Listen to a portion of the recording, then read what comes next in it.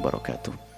Semoga Buya Yahya beserta keluarga dan para asatidzah dan para pejuang beserta para santrinya senantiasa Allah bimbing dan kasih kemudahan dalam setiap perjuangan dakwahnya. Amin ya Allah. Amin. Afwan Buya, izin bertanya, mohon maaf kalau pertanyaan kami di luar tema.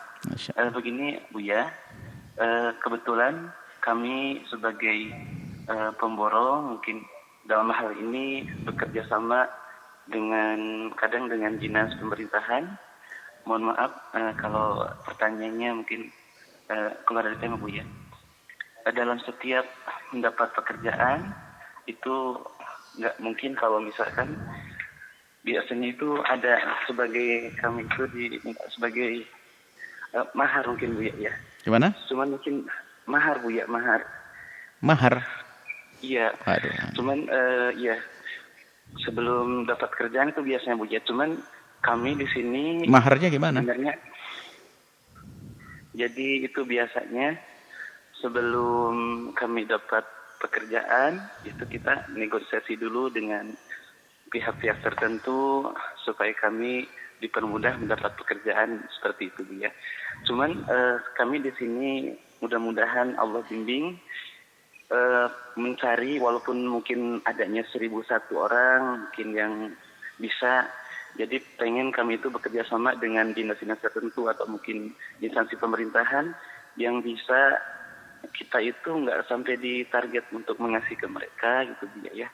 Mudah-mudahan ada orang-orang tertentu karena emang dilema juga buat kami sebagai pemborong.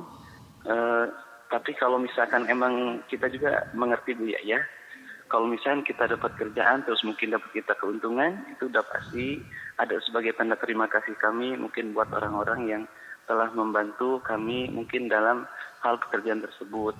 Cuman bagaimana hukumnya kalau misalkan dan bagaimana caranya cara kami berterima kasihnya tersebut ya. Mohon maaf mungkin pertanyaannya bisa dikatakan tidak mohon maaf. Baik, masyaallah. Bismillah. Orang bekerja mencari nafkah, bahkan mungkin lebih dari itu ingin diberi oleh Allah kekayaan.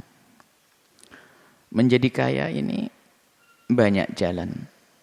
Ada orang jual daun jadi kaya, jual tusuk gigi jadi kaya, bos kerupuk juga jadi kerupuk. Kalau orang ngomong kerupuk itu murah, tapi bos kerupuk juga kaya.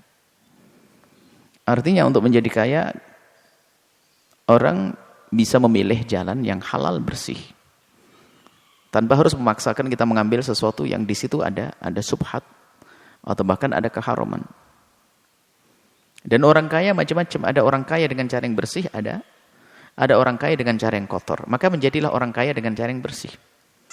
Kalau jatah seseorang itu kaya, nggak akan ada yang bisa mengganggunya.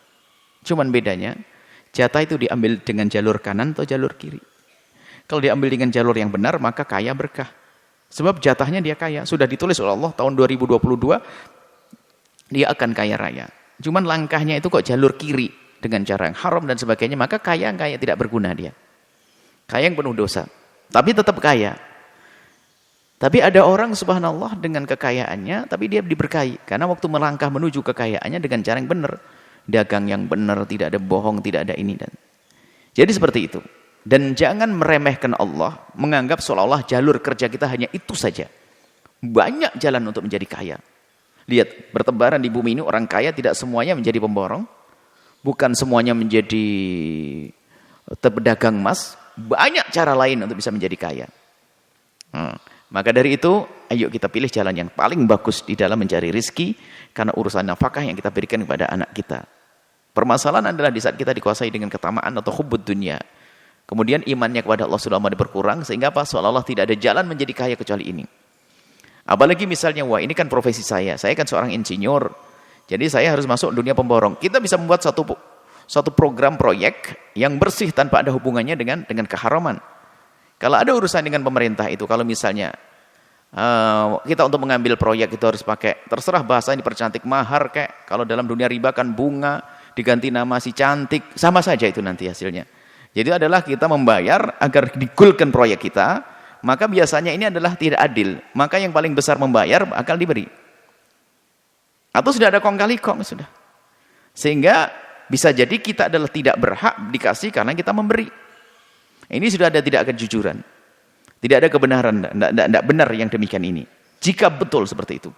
Cuman jika pemerintah memberikan proyek kepada siapa yang berhak, misalnya dari 15 pemborong sudah datang, interview, ditanya apa yang kau punya, gini, kemudian dipilih sesuai dengan kriteria, yaitu sah yang demikian itu. Tanpa harus memberikan sesuatu. Kalau memberikan sesuatu, ya manusia tergoda. Apalagi duduk di situ tidak semuanya orang warok, tidak semua orang ustadz, bermacam-macam. Yang ahli ibadah juga ada, yang nyolong juga ada, macam-macam. Kebetulan yang ngurusi yang suka nyolong, senang begitu, kan bahaya juga. Artinya kita mendapatkan proyek sudah nggak benar lagi. Mungkin kita tidak layak. Cuman karena kita memberi, maka kita diterima. Maka kita sudah nggak benar. Jadi tolonglah. Jadi dalam hal-hal semacam ini, kita yakin bahwasanya dari Allah, rizki dari Allah, kekayaan dari Allah. Baik, anggap saja ini dengan cara yang benar. Nah, ini kalau pakai bahasa dia telah menolong saya, itu menolong bagaimana? Kan harus profesional dong sebuah. Bahkan kami dengar di negeri-negeri yang mohon maaf ya tidak Islam hampir tidak ada di sana, itu ternyata kedisiplinan negara dalam mengawal serius. Sehingga proyek itu kayak perumahan-perumahan atau anggap saja kayak rumah susun atau perumahan apartemen itu lihat harus dengan standar begini-begini. Jadi kalau dalam waktu tertentu itu ketahuan ini langsung pemborongnya kemarin diciduk gitu karena sudah nggak benar. Serius. Akan tapi ada berita bahasanya di sebuah negeri, apakah di Indonesia juga ada, itu karena apa? Dia harus membayar ke negaranya lebih banyak sehingga proyek yang harganya 5 miliar harus potong 1 miliar untuk diberikan kepada yang menyambungkan tadi. Sehingga uangnya akan terkurangi. Sehingga karena uang terkurangi, kualitas harus kurangi. Karena dia ngambil untung. Akhirnya muncul proyek-proyek yang sudah nggak sehat. Ini bahaya sekali. Ya karena tadi itu, sudah kita ngasih mahar, akhirnya mahar itu akan kita hitung dalam modal, sehingga akan mengurangi kualitas bangunan. Ini bahaya sekali. Kalau sudah rancuh semacam ini, himbauan, yakin Anda berani bertanya karena Anda dipilih oleh Allah.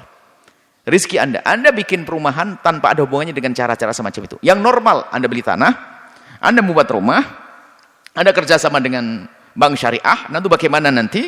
Kalau pakai kredit yang syar'i, itu sudah berkah insya Allah. Anda kesana saja. Anda tidak usah berurusan dengan yang pakai mahar, kemudian nanti harus memberi hadiah, dan sebagainya, nggak ada urusan semacam itu. Kalau kita ingin berbuat baik kepada siapa saja, boleh. Bahkan mungkin hadiah Anda, tanda terima kasih Anda kepada Allah, sudahlah bangun pondok sajalah, atau masjid gitu saja. Jangan diberikan kepada orang yang diam-diam dia itu mengharap dari Anda, karena memang kerjaannya begitu. Bisa jadi Anda menolong mereka dalam kejahatan. Kalau dia tulus, dia tidak Anda kasih pun, tetap dia akan baik dengan Anda kok. Tapi kalau dia nggak tulus, nanti dari Anda. Bahkan ada suatu ketika, ini pengakuan juga dari orang yang bekerja di tempat tersebut. Bahasanya apa? Proyek besar kok ngasih uang receh. Gitu bahasanya. Suatu ketika ada ngomong gitu. Kamu itu proyek besar Pak, masa nanti ngasih ke kami? Kami di sini adalah instansi pemerintah. Kamu itu proyek besar kok ngasih pemerintah uang receh, nggak malu toh? Lah digituin. Maksudnya diancam ya siap-siap aja nanti nggak dapat proyek lagi. Lah bahaya gitu kan bahasa banget. Artinya kita didik pejabat dengan kejujuran, dengan cara apa? Kita tidak pernah menyogok, tidak pernah memberinya.